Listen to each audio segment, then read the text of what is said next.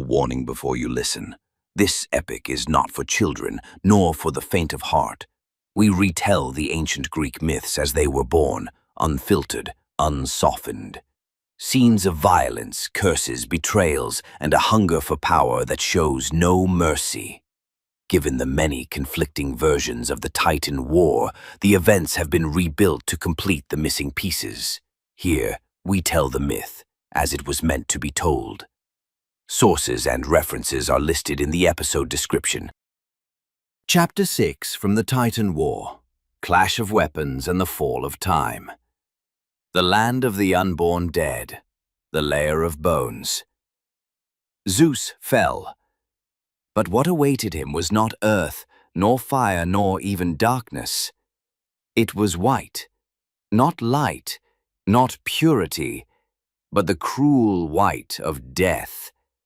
A blinding pallor that burned the eyes, reflected nothing, revealed everything.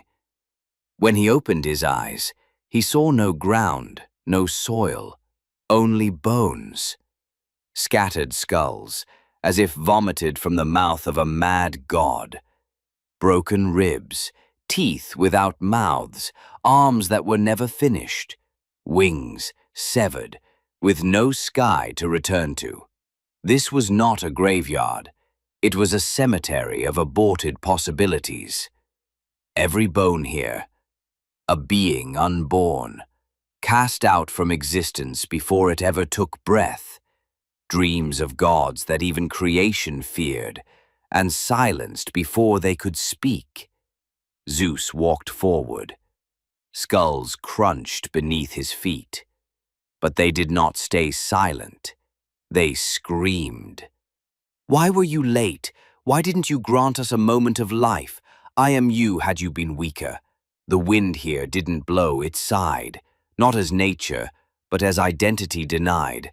And then a shadow rose. From within the bones, a figure stood. It looked just like him. Same height, same shape, but its eyes were blank. Its voice came not from the mouth, but from within, from the mind itself. "You are late," said the shadow. "I could have been you, if you had faltered for just a moment." Zeus approached, said nothing, but the ground beneath his feet began to shift, as if the bones didn't want to be forgotten, didn't want to be awakened. The shadow sharpened. Its voice pierced deeper. "I am you. If your mother hadn't hidden you, if the poison had failed, if Cronus had won." Zeus closed his eyes, only for a heartbeat, then opened them and said, "You are not me. You are him, the one who was never born and never will be." He stepped forward, in his hand a blade carved from bone. He had found it lodged in the skull of a god whose name had been erased by time. With it, he struck the shadow, and it split, like silence shattered by a scream. The ground trembled. Bones began to fall like rain. Voices cried out, regret, blame, fury, longing. A chorus of the never-lived. But Zeus didn't look back. He carved his path through weeping that had no end, through skeletons collapsing, as if finally surrendering to death. At the far edge of this realm, he saw it, a dark opening, a pit that bled black smoke. He leapt into it. The pulse of his heart thundered in his ears, but his eyes did not flinch.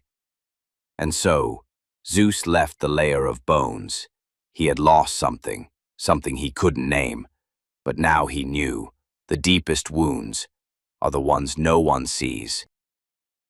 This chapter of the epic has come to an end, but remember, what you've just heard is not a record of facts, but the echo of a myth, a story born from the imagination of the ancients, etched into the long memory of humankind. If this tale stirred something in you, if it opened a door to reflection or wonder, don't forget to support the channel and share the journey with those you love. And in the comments, tell us which moment in this chapter struck you the most and why. We'll meet again in the next chapter of this audio odyssey through time. Until then, farewell.